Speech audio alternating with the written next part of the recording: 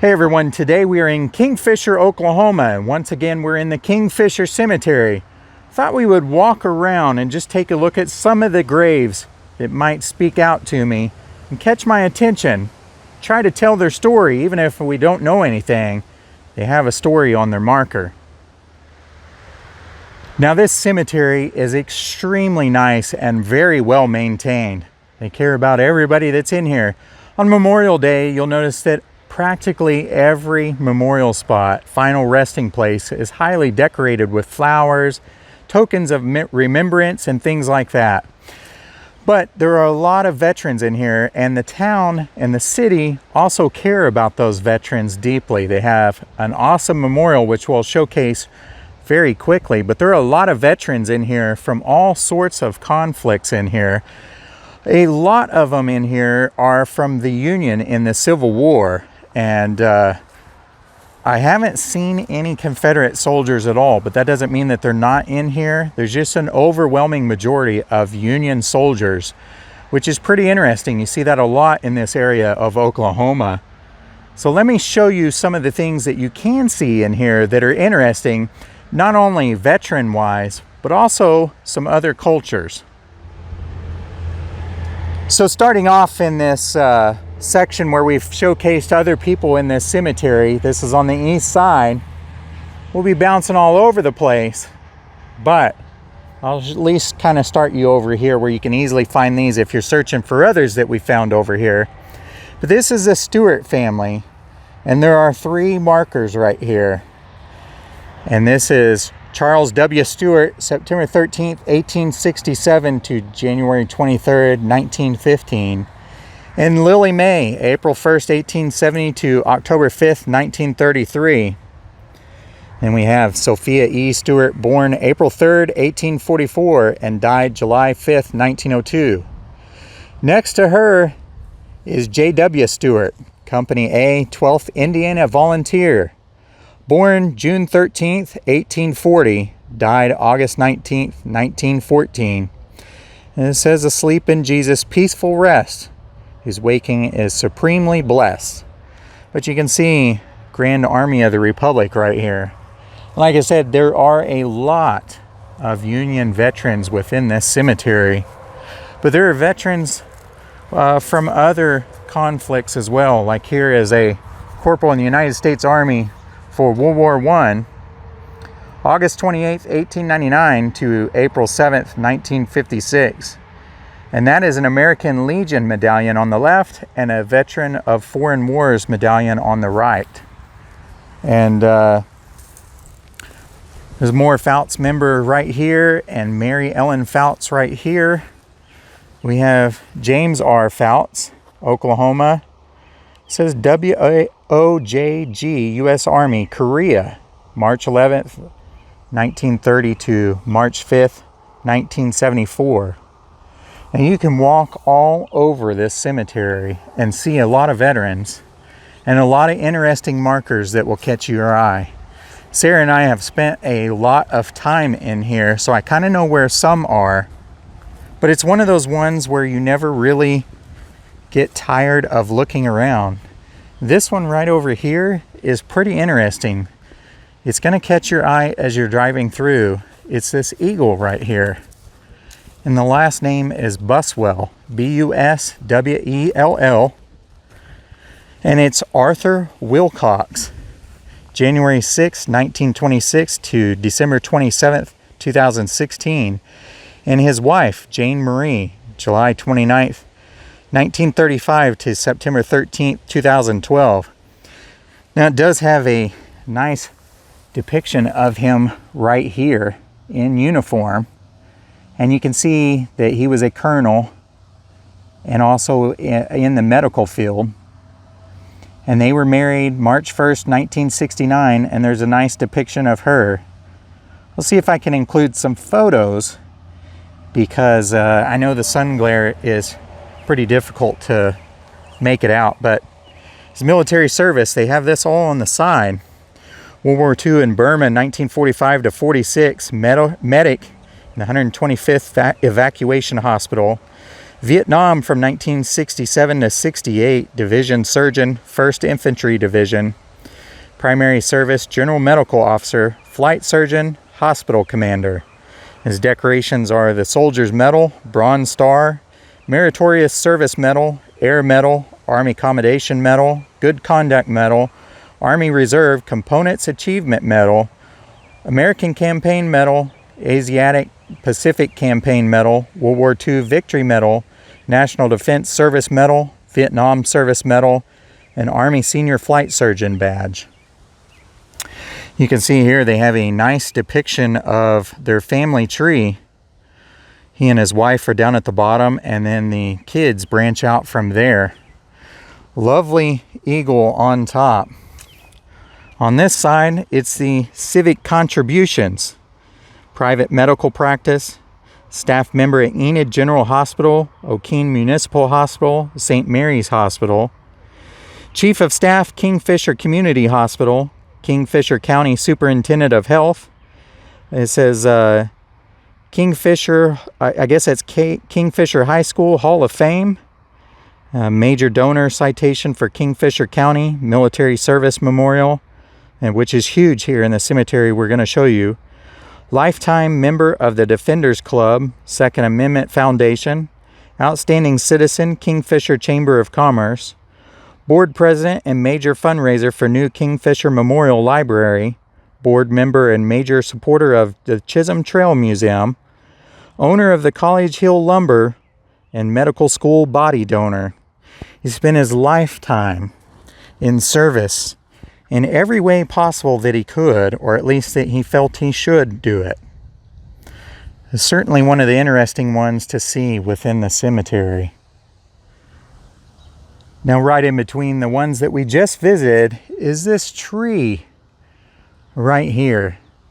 There's nothing extremely special about the tree other than there's a hole all the way through it. So to me, I think that's interesting, as you can look through and see people on the other side of that tree. Pretty peaceful cemetery, really. There's a busy highway over there, but it's still a very peaceful place where a lot of people are in here resting forever. Now, this is one of the Union markers right here. O.N. McKay, Company G, 82nd Indiana Infantry. Like I said, you'll see a lot as you walk through the cemetery. A lot of history here. And in that same spot, there is another veteran. Same family plot area, Miles W. Kreitz, if I'm saying that right, Oklahoma. And it says Y3, I think that's Yeoman 3rd Class, United States Naval Reserve, World War II, September 6, 1927 to May 26, 1958. We're going to make our way over to this area because it is an interesting area, at least in my opinion. And you can see two more veterans monuments right here that are older. And that's the Glass family for the most part, and LaHue, which this is C.J. LaHue, Company D, 13th Indiana Cavalry. And this one is a lot clearer to read. This is Norris C. Sampson, 15th Indiana Infantry, Company E. That marker is in great shape and very easily to read. Like I said, all of this is mowed very well. I think it was mowed right before Memorial Day, and we're a week and a day or so away from that time period. Everything is always edged all around here. And here's another veteran. Joe C. Eads, Oklahoma, Private Company D, 111th Engineers, 36th Division, World War I, July 3rd, 1889 to April 7th, 1967. And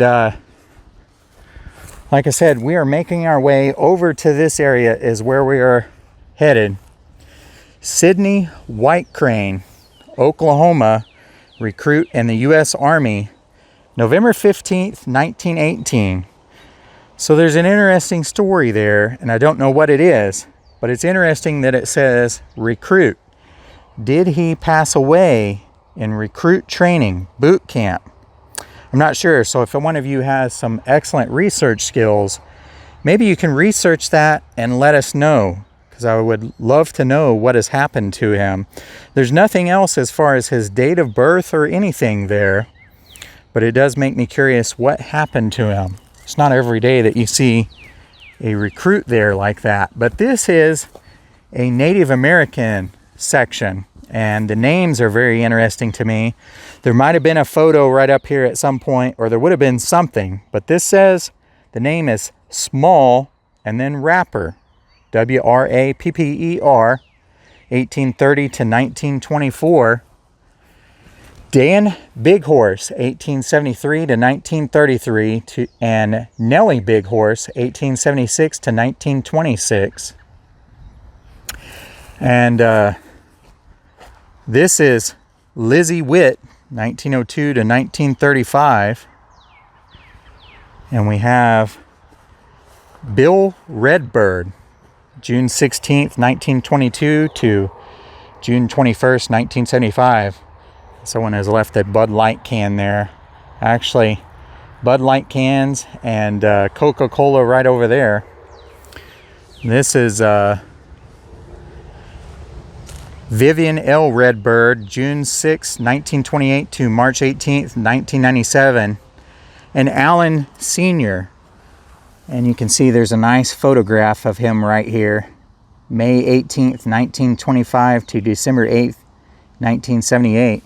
Now he is a veteran. And you can see over here there are some TPs and Bibles right there on this one, this for Malone.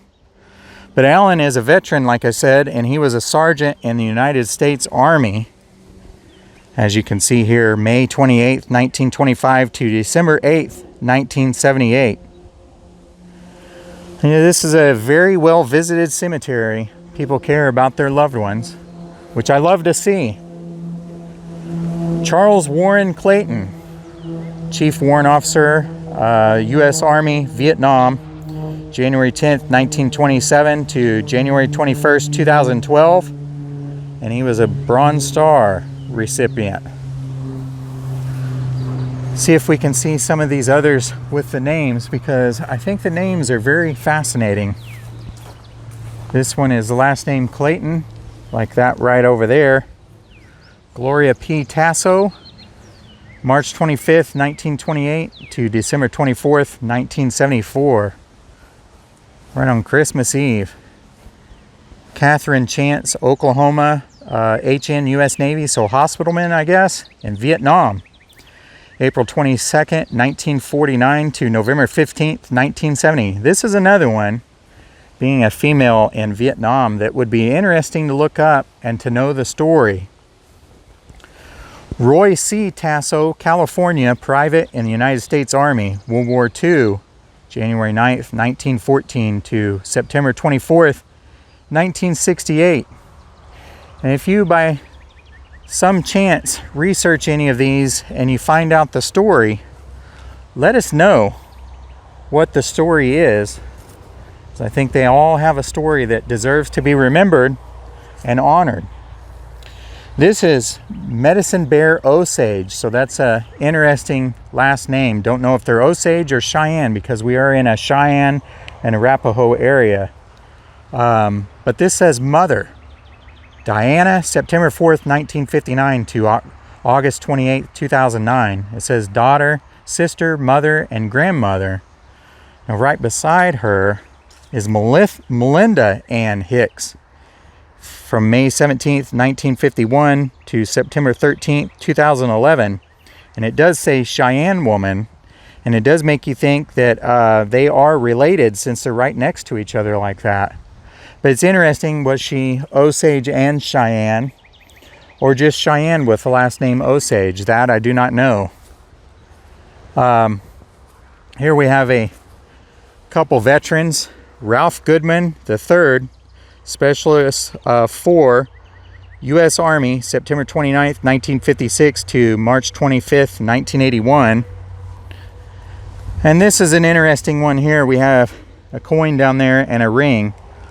Leslie Medicine Bear, Private First Class in the United States Marine Corps, November 14th, 1936 to October 10th, 2010. And here you can see Ralph Goodman. The larger marker, the government marker, was right over there. Let's see here. We have beloved mother Linda A. Yellow Eyes, April 12th, 1945 to March 26th, 1975. And if you can see that photo there, she really was a beautiful woman, and at least in my opinion. Love seeing the photos there.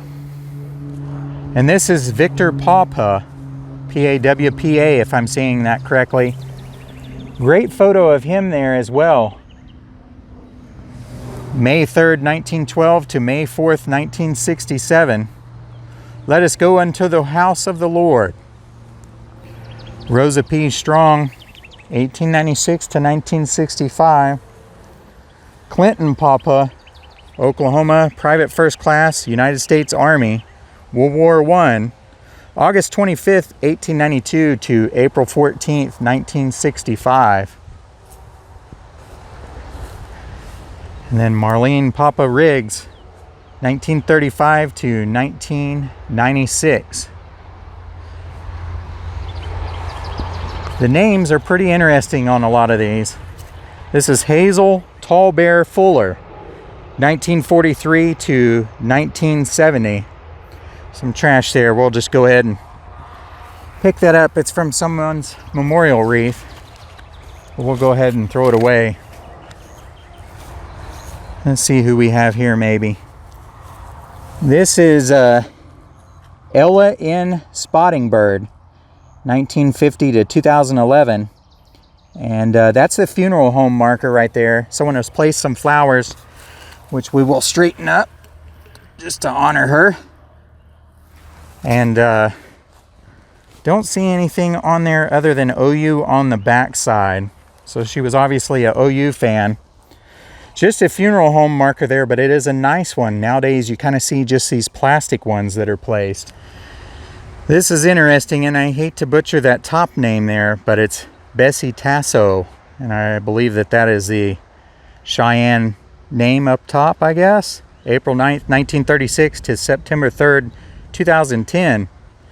And Henry Tasso Sr., Specialist 4, U.S. Army. June 10th, 1937 to December 20th, 2010. Like I said, a lot of people in here are Native American. This is Josephine Buffalo Meat, February 11th, 1954 to July 15th, 1967. Gone but not forgotten. Beside her, a little ways over, is Raymond Buffalo. Raymond Buffalo Meat. And October 13th, 1914 to January 6th, 1956. Thy will be done. And this is Johnny Lame Bull, Specialist 4, U.S. Army, September 9th, 1934 to January 15th, 1974. Panther B. Stumphorn, Oklahoma, Private 1st in the 54th Field Artillery, August 7th, 1943. This one is just a child, and you can see the lamb on top. It has fallen over, and it is Ben Papa, August 7th, 1927 to October 16th, 1928, our loved one. The memorial marker is in great shape though, and it has been trimmed around it. So it is unfortunate that it has fallen over, but at least it's not broken. Now these markers right here, I'm not exactly sure where they were. They could have been pushed over by this humongous tree. There's no way I could get my arms even remotely halfway around this tree. It's so large. But this is Mrs. Papa, and she died at age 65, and it's kind of hard to read the year, but I think it might say 1922. asleep in Jesus' peaceful rest. You can see a base right here, and that might be the base to that marker right here. But the only thing that makes you question whether or not that is this one right here on the back side of this tree. And there is a fantastic photo of this gentleman right there. Pretty good looking guy. And it is kind of hard to read, but it says DEFOREST, DeForest Strong.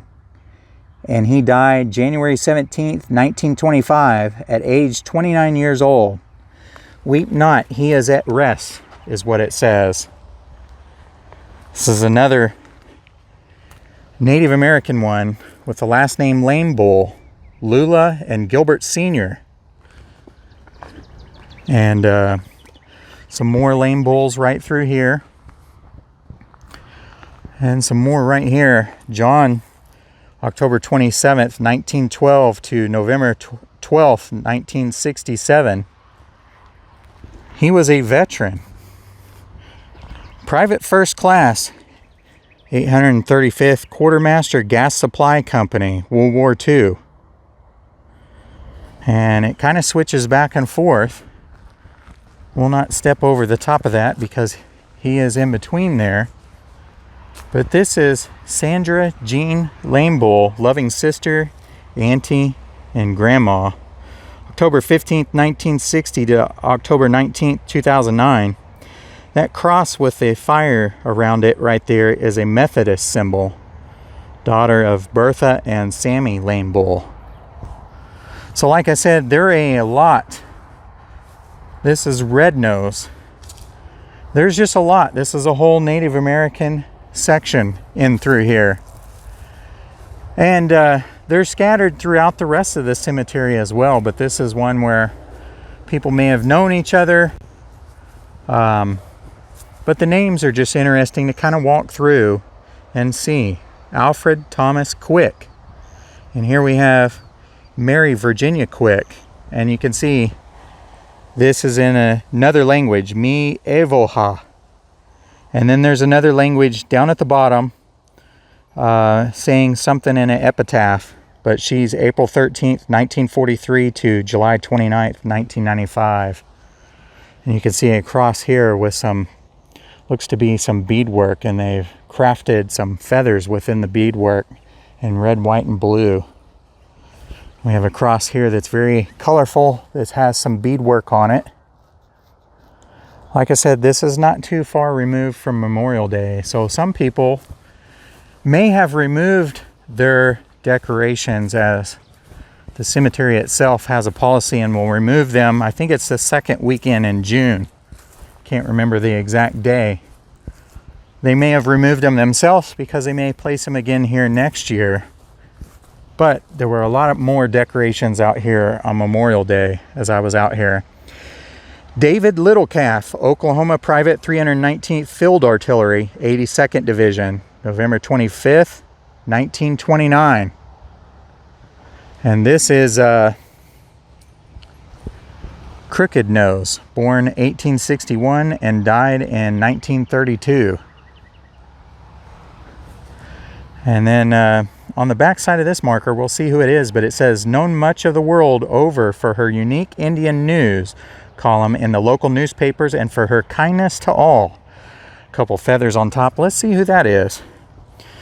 We have sort of just some O markings in through here. Looks like maybe some shells or something. Yeah, shells. I see the shells there. That's Clarence Shepard, 68 years, died September 27th, 1948. But this, with the saying on the back of it that we just read, is Molly Rita Shepard, 1895 to 1985. The great Father above, a shepherd chief, is with him. I want not, I go to live in the big teepee and sit down with him forever. And this is Mary Shepard and Charles Shepard. And this just says a Caddo woman. So there are other nations or tribal members within this cemetery besides just a Cheyenne or Arapaho. Born 1866 and died in 1938, age 72.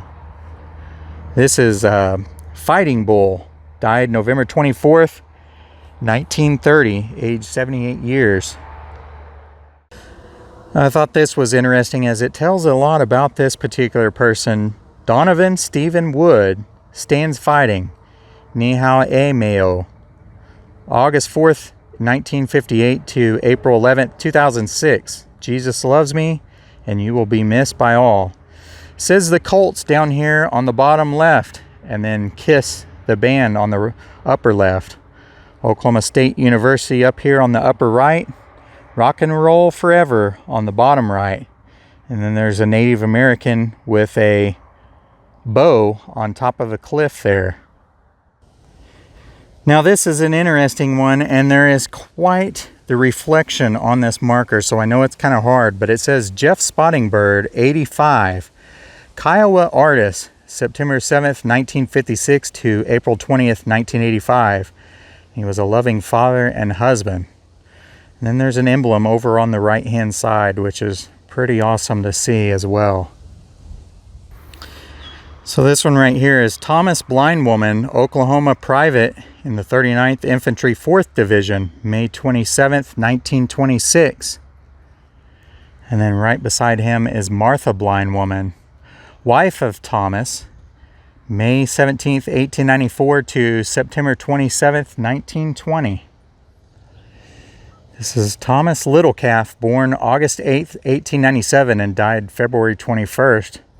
Unfortunately, the bottom part where the date is has broken off, so maybe someone can look on Find a Grave and research that date. That would be great. This is an interesting find right here. This is Three Fingers, Cheyenne Chief, died August 12th, 1917, age 56 years. Right back there is Standing with Wind, wife of Three Fingers, born 1851 and died in 1918. And then here we have Hunting Wolf, died April 19th, 1916, age 74 years. This is all within the same family plot area. Hoyce Voice is what I think this says, Hoaise, died March 15th, 1915 at age 84. So as you can see, there are quite a few Native Americans buried in this cemetery. That's that large tree that had the broken monuments around it. It is a huge tree. An elm tree is what it looks like to me. Much of it has died as there's no leaves on it. But this side over here is pretty healthy. Pretty interesting, beautiful area of the cemetery back in this area. So we are now on the opposite side of the cemetery, on the west side. And I noticed this one time when I was walking through here. The Lowry family plot area. Now there are two located here. Mother and father. Mother is SF, April 21st, 1853 to July 18th, 1916. And father, OW, October 31st, 1852 to April 23rd, 1925. Like I said, this is a Lowry, and it does have an American Legion medallion down there. At the top, it does say, in memory of Keith Lowry, 1st Lieutenant Company C, 142nd Infantry, born November 24th, 1892, and killed October 9th, 1918. He is interred at the Saint Etienne, if I'm saying that right, but he was reburied in Argonne, France, in an American cemetery. Pretty interesting, as that is a hero that it is honoring, a cenotaph here in the cemetery. And I thought it was worth showing because he definitely has a story there. I haven't looked it up, but it would be interesting to know. This is another Union veteran that's here in the cemetery, Christian P. Baker, 36 Illinois Infantry, Company A. Like I said, there are a lot. In fact, you can see some more right over there. I have not ran into one Confederate veteran within this cemetery. if there is. I haven't seen him, but this is a large cemetery, but it is mostly Union soldiers that are located within this cemetery. Some of the cemeteries in Oklahoma you will see that it is mostly Confederate. This one is mostly Union. This is a large veterans memorial that is here. And like I said, they do a really great job at marking the veterans in this cemetery. You can see the government markers like this right here, or the medallions and things of that nature. But this is a large memorial in a cemetery, and it is absolutely awesome to see. But they have a roll of honor here. 1941 to 1974, they gave their lives in World War II, the Korean War, and the Vietnam War that liberty might live. And then it has a list of names here, which I would love to read every one of them, but it would make an incredibly long video. You can see some veterans that have been interred over here on this side, some veterans that are interred over here on this side. Some of them are ones that have died during the conflict, and others that have died later on. But there are a lot of names here. These names are listed alphabetical by year added. These are all the names of the people in this area who have served. You can see a helmet with an M16 and some boots there as a tribute. Large memorial here. It says all gave some gave all. A lot of names that are listed here, and a lot of heroes within this area. But they do kind of honor each branch of the service: the Marines, Navy, Army, even the Coast Guard is represented here. This was kind of a project of the American Legion here, and quite the memorial. They have some lights on this, so it must look pretty incredible at nighttime. But I gotta admit, the sun is kind of setting and it looks incredible right now. See, we have Keith Lowry, the one that we just visited, First Lieutenant, United States Army, World War I, and it shows where he is buried, killed in France. And then also Henry L. Ellison, PFC, United States Army, World War II, buried in Manila American Cemetery in the Philippines, December 9th, 1919 to December 1st, 1942, killed in New Guinea. And here we have this symbolic memorial right here with a lot of coins there and a rose. Like I said, this is one incredible cemetery, well maintained, well taken care of. People are extremely honored within this cemetery, which is something that I always love to see. And it's one that I don't get tired of visiting. Sarah and I have been in here 2 or 3 times, I guess. And then I've been in here today, so I guess I've got one up on Sarah. But you can spend a lot of hours walking around in this one, and I would love to read the names of the veterans and tell the stories of all of them, as well as other people within the cemetery. But maybe we make another video sometime if I find some others that are interesting. It's very difficult to tell the stories of everyone in a cemetery this size. As always, I hope you enjoyed this little adventure. Appreciate you all watching, and we'll see you guys next time.